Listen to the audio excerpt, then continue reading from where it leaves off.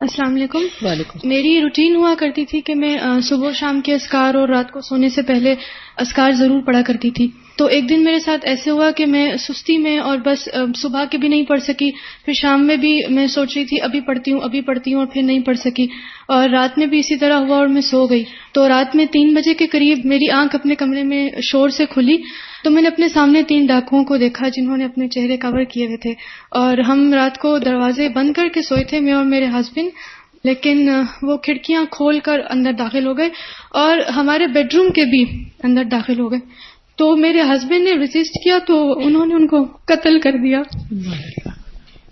اس گھر میں ہم دونوں اکیلے رہتے تھے اور میرے ساتھ میری ایک چھوٹی نند تھی. تو جو سب سے پہلی بات میرے ذہن میں آئی وہ یہ کہ میں نے حفاظت کی دعائیں نہیں پڑھی، میں نے اذکار نہیں پڑھے، اور اس وقت جس طرح ہم سو کر اٹھے تھے بغیر دوپٹے کے وہ بیڈ روم کے اندر،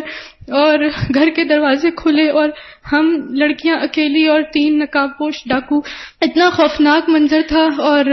اس وقت مطلب میرے شوہر خون میں لت پت میرے سامنے آخری سانسیں لے رہے. تو اللہ تعالیٰ بہت یاد آئے فوراً، اور میں نے پھر ان اذکار کا سہارا لیا، اسپیشلی جو فوراً سے مجھے یاد آیا کہ میں نے رات کو سونے سے پہلے معوذتین نہیں پڑھی تھیں اور سونے کے اذکار، تو فوراً سے وہ میری زبان پر الحمدللہ اللہ تعالیٰ نے میرے ذہن میں ڈالا اور جاری ہو گئے. اور ایسے ہوا کہ وہ کچھ ایسے کنفیوز ہو گئے وہ ڈاکو کے پتہ نہیں وہ چوری کرنے آئے تھے یا ان کے دشمن تھے، ہمیں کچھ نہیں پتا، لیکن وہ اس کے آگے کچھ نہیں کر سکے، اور کنفیوژن میں ایک کے چہرے سے نقاب کے گیا، ایک کے جوتے وہیں رہ گئے اور وہ بھاگ گئے.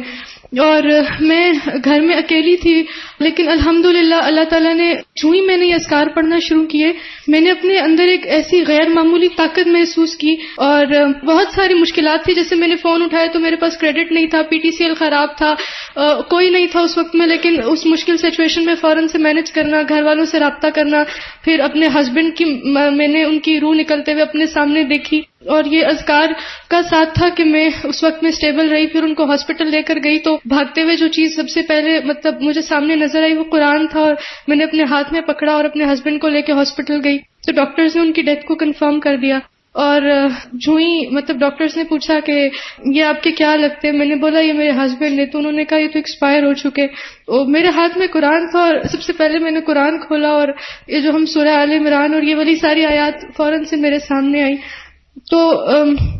کہنے کا مقصد یہ ہے کہ اس سارے وقت میں جو چیز میرے ذہن میں آ رہی تھی کہ میں حفاظت کی دعائیں نہیں پڑھ سکی، میں سونے سے پہلے یہ اذکار نہیں پڑھ سکی، اور الحمدللہ جب میں نے ان کو اس وقت سارے وقت میرے زبان پہ یہ اذکار تھے تو میں نے اپنے اندر ایک ایسی طاقت محسوس کی جس نے اس وقت مجھے اتنا نڈر اور بے خوف بنا دیا کہ میں اس ساری سچویشن سے ایسے گزر گئی کہ مجھے پتہ نہیں چلا. میری شادی کو صرف 6 مہینے کچھ دن ہوئے تھے، میرا پہلا بیٹا میرے ہسبینڈ کی 2 months کے بعد پیدا ہوا، لیکن ان مشکل ترین سٹیجز پہ میں نے اللہ تعالیٰ کو اپنے اتنے ساتھ محسوس کیا صرف ان اذکار کی مدد سے. پھر میں نے اپنی عدت کے لیے یہ ٹارگٹ سیٹ کر دیا کہ میں نے انشاءاللہ تعالیٰ ان سب دعاؤں کو زبانی حفظ کرنا ہے، اور ایاک نستعین ساری اور یہ سونے کے اذکار ان سب کو میں نے الحمدللہ حفظ کیا. اور میرے ہسبینڈ یہ 3 بجے کا واقعہ اور رات کو 2 بجے تک میرے ہسبینڈ فیس بک پہ بیٹھے ہوئے تھے. میں اب یہ سوچتی ہوں کہ اگر ان کو پتا ہوتا کہ میری زندگی کا صرف 1 گھنٹہ رہتا ہے تو وہ اس طرح ٹائم نہیں ویسٹ کرتے. بس اپنی موت کے لیے ہر وقت تیاری، اور اسپیشلی سونے سے پہلے ہمیں موت کی بہت زیادہ تیاری رکھنی چاہیے. اور اب الحمدللہ میں نے ان اذکار کو اپنا اوڑھنا بچھونا بنا دیا ہے، اور جب میں ان کو پڑھتی ہوں تو میں بہت زیادہ سیکیور فیل کرتی ہوں، اور اگر کبھی یہ مجھ سے مس ہو جائیں تو میں کانفیڈنٹ نہیں ہوتی ہوں، میں بہت انسیکیور فیل کرتی ہوں. اور یہ آپ نے بہت درست بات کہی کہ رات کو سوتے وقت ہمیں نہیں پتا ہوتا کہ ہمارے آس پاس کیا ہو رہا ہے، ہم بے خبر ہوتے ہیں. ان چیزوں کو معمولی نہ سمجھیں، یہ اللہ کا کلام ہے،